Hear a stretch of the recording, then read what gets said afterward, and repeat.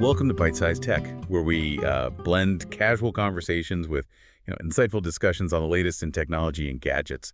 Today, we're doing a deep dive into kind of wild mix, AI, government, and energy. It might not sound like the most thrilling combo at first, but trust me, these trends are shaping the future in ways you might not expect. Oh, you're absolutely right. We're really seeing these seemingly separate worlds colliding, and the implications are huge. On one hand, you've got just insatiable appetite for energy clashing with our, urgent need for sustainable solutions. And then on the other hand, we see government agencies looking to the private sector for, inspiration on how to boost efficiency. Buckle up because we're about to unpack all of it. Okay, let's start with this whole AI energy thing. I was reading that AI systems are becoming major energy hogs. Is that right? Yeah, it's true. And it's a bit of a paradox. AI, particularly the kind powering large language models and complex simulations, it needs a massive amount of computing power. And, that power comes from data centers, which are basically giant server farms that just gobble up electricity 24/7. So the smarter AI gets, the more power it guzzles. That creates a real dilemma, doesn't it? Yeah. We want smarter AI, but we also need a sustainable future. How do we reconcile those two goals? Yeah, that's the million-dollar question. To give you an idea of the scale, projections suggest that by 2030, training just one large language model could consume as much energy as a small country. It's a sobering thought, especially when we're striving to transition towards, cleaner energy sources. Wow, that's mind-blowing. So what can be done? Are we just doomed to power these AI systems with fossil fuels? Not necessarily. There are several promising avenues being explored. One is upgrading our existing power grid to handle this increased demand. Think smarter grids that distribute energy more efficiently and are resilient to extreme weather, which unfortunately we're seeing more of these days. Okay, that makes sense. But building all that new infrastructure takes time, right? What can we do in the meantime? You're right, it's a long-term solution. That's why shifting to cleaner energy sources for these data centers is crucial. A lot of tech companies are already investing heavily in solar and wind power, and even exploring geothermal energy and small modular nuclear reactors. Nuclear power for AI. Yeah. That's an interesting twist. It does seem like a reliable and carbon-free option. But I can't help but wonder if AI itself could be part of the solution too. Using its smarts to help us manage energy better. You're on the right track. It's fascinating how the same technology creating this energy demand can also help us manage it more sustainably. AI can optimize energy consumption by making our grids smarter and our buildings more energy efficient. It's a bit like using a fire extinguisher to put out a fire you accidentally started. I like that analogy. It gives me hope that we can find a way to balance AI's potential with our need for a sustainable future. But what about the government's role in all of this? That brings us to another interesting development. We're seeing government agencies increasingly look to the private sector, particularly private equity, for strategies to improve efficiency and cut costs. That sounds a little risky. Aren't government agencies very different from businesses? How do you even apply private sector thinking to something like public service? It's a valid question, and there's definitely a debate raging about it.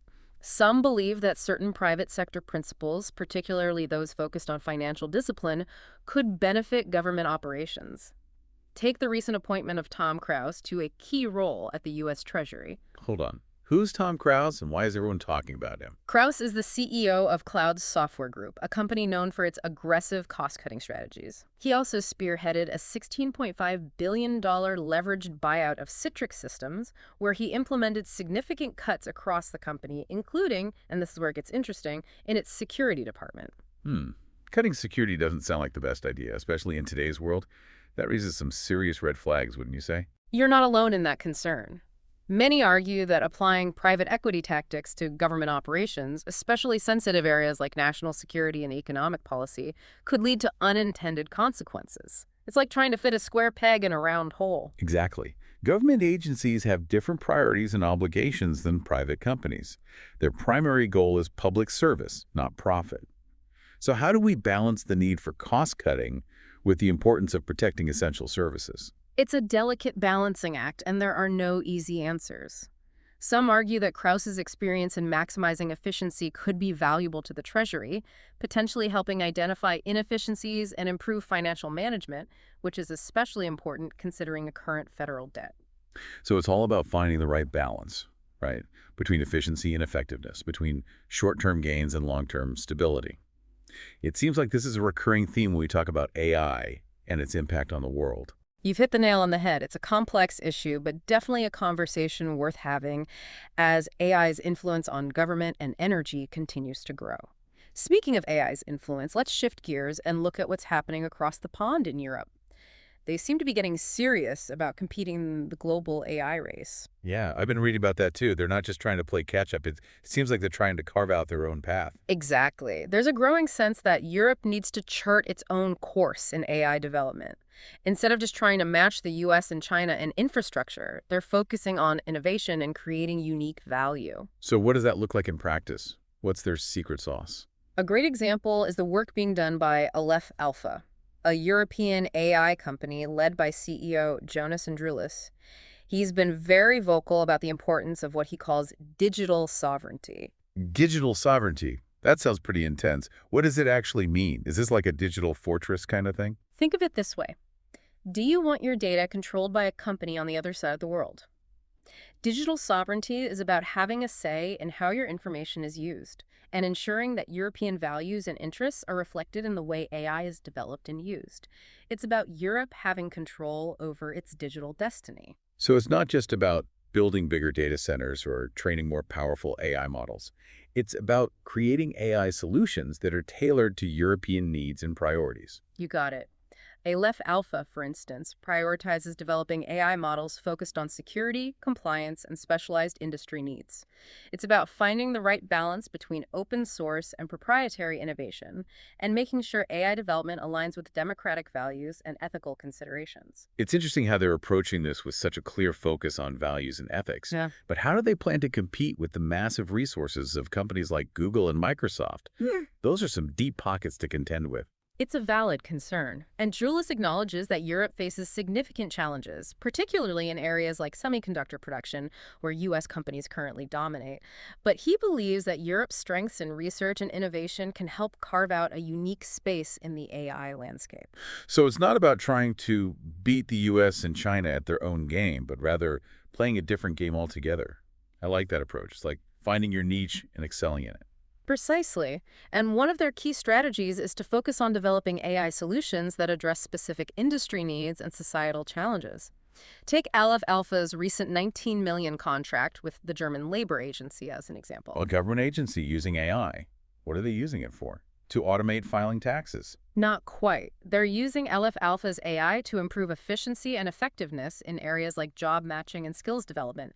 It's a great example of AI being used to address real-world problems and create tangible value. That's pretty cool. It sounds like Europe is taking a more pragmatic and maybe even more responsible approach to AI development. It's refreshing to see a focus on using this powerful technology for good. I agree. It's an approach that could prove to be more sustainable and beneficial in the long run. This has been really eye-opening. We've covered a lot of ground, from AI's energy appetite to the role of government and the rise of digital sovereignty. It's a lot to process. What's the one thing you would like our listeners to take away from this discussion so far? What's the most important message you want to leave them with? I think the biggest takeaway is that the future of AI is not preordained. It's being shaped by a complex interplay of technological advancements, political decisions, and societal values. It's up to all of us to engage in this conversation and ensure that AI is developed and used in a way that benefits humanity. Well said. And that brings us to another important question. What about this whole open source versus proprietary AI debate? Which one's going to win? Is it a winner-take-all situation? It's not about one winning over the other. Think of it more as a balancing act. Open source AI models allow for greater transparency and collaboration, which can accelerate innovation. But proprietary AI lets companies protect their intellectual property and create customized solutions that meet specific needs. So it's like a yin and yang kind of thing. Each approach has its strengths and weaknesses. Exactly. And companies like Aleph Alpha are trying to find that sweet spot where they can leverage the benefits of both open source and proprietary AI to create solutions that are both innovative and valuable. I'm starting to see a pattern here. It seems like finding the right balance is a recurring theme in this whole AI discussion. Balance between energy consumption and sustainability, between efficiency and effectiveness, between open source and proprietary innovation, between global collaboration and digital sovereignty. You're absolutely right. It's all about navigating these complex trade-offs and finding solutions that work for everyone. And that requires careful consideration, open dialogue, and a willingness to adapt and evolve as the technology continues to advance. This has been a fascinating deep dive into the world of AI, energy, and government. It's amazing how these seemingly separate fields are so interconnected. Thanks for sharing your insights. My pleasure. I'm always happy to dive deep into these topics. It really highlights how AI is touching every aspect of our world, and it's just getting started. And to your point about Europe finding its niche, it's not just about the technology itself, it's also about the people behind it. You mean the developers and researchers working on AI? Exactly. Europe has a long history of research and innovation in AI, and nurturing that talent pool is essential. Think about it, creating opportunities for European AI experts to thrive is like planting seeds for future breakthroughs. That's a great way to put it. So it's about building an entire ecosystem, right? You need the infrastructure, the policies, and the right people to make it all work. You nailed it. And that's where government support and investment play a crucial role. Initiatives like the 109 billion funding initiative in France show that European governments are taking this challenge seriously. It's like they're providing the fertile soil for this AI ecosystem to flourish. That's encouraging to hear. It's like they're laying the groundwork for a European AI renaissance. But I want to circle back to the energy issue for a moment. You mentioned earlier that AI could actually help us manage energy more efficiently. How does that work? Can you give us some concrete examples? Absolutely. AI can be a real game changer when it comes to optimizing energy consumption across various applications. Imagine AI-powered smart grids that can predict and manage energy demand more effectively. That means less waste and a more reliable power supply for everyone. That sounds pretty impressive. So AI can help us use energy more wisely, both on a large scale with the grid and at the individual level with things like smart homes. Precisely. And AI can also optimize building energy management systems, making buildings more energy efficient and reducing their carbon footprint. Imagine a future where your home anticipates your energy needs and adjusts accordingly, making sure you're comfortable while minimizing energy waste. Wow, that would be amazing. It's like having a super smart thermostat that's always one step ahead. Are there any other examples of how AI is being used to tackle energy challenges? I'm really curious about this now. There are so many exciting developments. For instance, AI is improving the efficiency of renewable energy sources like solar and wind power. By analyzing weather patterns and predicting energy output, AI helps us integrate these intermittent sources into the grid more effectively. It's like having a weather forecaster specifically for renewable energy. That's incredible. So AI can help us harness the power of the sun and wind more effectively. Are there any other areas where AI is playing a role in the energy sector? Absolutely. AI is also being used to develop new energy storage technologies, which are critical for making renewable energy more reliable. Think of it like creating a giant battery that can store energy from solar panels during the day and release it at night when the sun's down. It sounds like AI is playing an increasingly important role in our transition to a more sustainable energy future. It's amazing to see how this technology can be a force for good in so many different ways. But I want to shift gears for a moment and talk about something a little different. I've been hearing a lot of buzz about a new AI breakthrough called DeepSeek. Have you heard about this? Oh yes, DeepSeek has definitely been making waves, especially since it was developed in China. Some see it as a sign that China is starting to overtake the US in certain AI capabilities, which is a significant development. It sounds like a big deal. Is this really a game changer or is it just hype? What's your take on it? I think it's important to view DeepSeek in context. While it's a powerful model, it's not a sudden leap forward. It's more of a natural progression of existing trends in AI research. So it's not like China suddenly discovered some secret AI formula that nobody else knows about. Exactly. It's more about the massive resources and effort they're pouring into AI research and development. They're clearly committed to becoming a global leader in AI, and they're making significant strides. That's something we need to pay attention to, right? The global AI landscape is becoming increasingly competitive, and it's fascinating to see how different players are emerging. Absolutely. But I think it's important to remember that it's not just about competition. Collaboration is key in this field. The development of AI is a global endeavor, and finding ways to work together to ensure AI benefits everyone, not just a select few, is crucial. That makes a lot of sense. It reminds me of the idea of digital sovereignty. It's not about isolating ourselves from the rest of the world. It's about finding ways to collaborate while protecting our own interests and values, right? You've got it. It's about finding the right balance between openness and control, between global cooperation and national autonomy. It seems like finding the right balance is a recurring theme in our conversation today. We've talked about balancing energy consumption and sustainability, efficiency and effectiveness, open source and proprietary innovation, and now global collaboration and digital sovereignty. It's a lot to juggle. You're absolutely right. It's about navigating these complex trade-offs and finding solutions that work for everyone.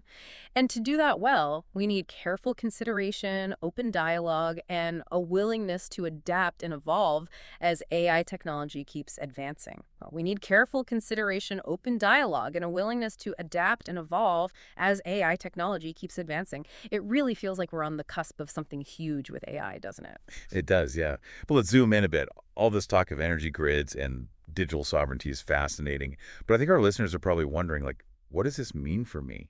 How is AI going to impact our daily lives, the years to come? That's the big question, isn't it? And the answer is in more ways than we can probably imagine, both, big and small. Some of these changes are already happening right under our noses, while others are still on the horizon. Give us some examples. What are some of the ways AI is already impacting our lives without us even realizing it? Think about how you use your smartphone.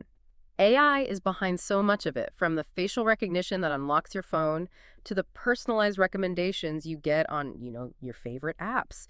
And when you ask Siri or Alexa to play your favorite song, you're interacting with AI. It's become so seamlessly integrated into our digital lives that we almost take it for granted. Right. AI is like the silent partner in our digital world. But what about beyond our phones? How is AI changing things in the real world, so to speak? Well, AI is being used in healthcare to diagnose diseases, develop new treatments, and personalize patient care. It's helping doctors make more accurate diagnoses and create treatment plans that are tailored to your individual needs. Wow, that's incredible. It sounds like AI is revolutionizing healthcare as we know it. What other industries are being impacted by AI? Transportation is another big one. AI is being used to develop self-driving cars, which could change the way we commute, travel, and even think about car ownership. It's also being used to optimize traffic flow in cities, making our commutes quicker and more efficient. Yeah, self-driving cars still feel kind of futuristic to me, but I can see how AI could make a huge difference in traffic management. It seems like AI is touching every industry. Are there any areas where AI hasn't made an impact yet? It's hard to think of an industry that won't be touched by AI in some way. Even finance is being transformed. AI is being used to detect fraud, make investment decisions, and even provide personalized financial advice. It's like having a super smart financial advisor in your pocket. It really sounds like AI is going to impact just about every aspect of our lives in the coming years. It's both exciting and a little daunting, wouldn't you say? Absolutely. AI has the potential to solve a lot of the world's problems and make our lives better in countless ways. But like with any powerful technology, there are risks and downsides we need to be aware of. So what are some of the potential risks? What should we be cautious about when it comes to AI? Well, one of the biggest concerns is job displacement. As AI becomes more sophisticated, it's capable of automating tasks currently performed by humans.